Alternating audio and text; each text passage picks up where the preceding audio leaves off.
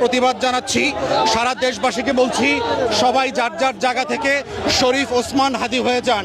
প্রত্যেকে যদি আমরা আজাদির পক্ষে যাই, প্রত্যেকে যদি আমরা লাল সবুজের পতাকার পাশে দাঁড়াই, প্রত্যেকে যদি আমরা দিল্লির আধিপত্যবাদের বিরুদ্ধে দাঁড়াই, রাজনৈতিক দুর্বৃত্তপনা যারা আছে দিল্লির গোলামদের বিপক্ষে দাঁড়াই, তাহলেই হচ্ছে আগামী দিনের ভবিষ্যৎ উজ্জ্বল হবে। বাংলাদেশের কোটি কোটি মানুষের সবাইকে একজন করে করে শরীফ ওসমান হাদি হয়ে যেতে হবে আজকে, এবং এটাই হচ্ছে বাংলাদেশের আগামী দিনের মুক্তির লড়াই। আমরা পিছপা হব না, হই নাই।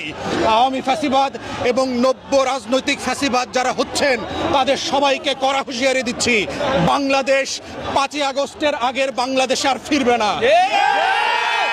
ইদার আপনাদের পালাইতে হবে, পালানোর দেশ বিক্রি করেন, কোন দেশে পালাবেন এবং কিভাবে পালাবেন সেটা খুঁজে বের করেন, তা না হলে আজাদির পক্ষে অবস্থান নেন। এটাই হচ্ছে একমাত্র উপায় বাংলাদেশকে আগামী দিনে স্বাধীন সার্বভৌম রাখা। এবং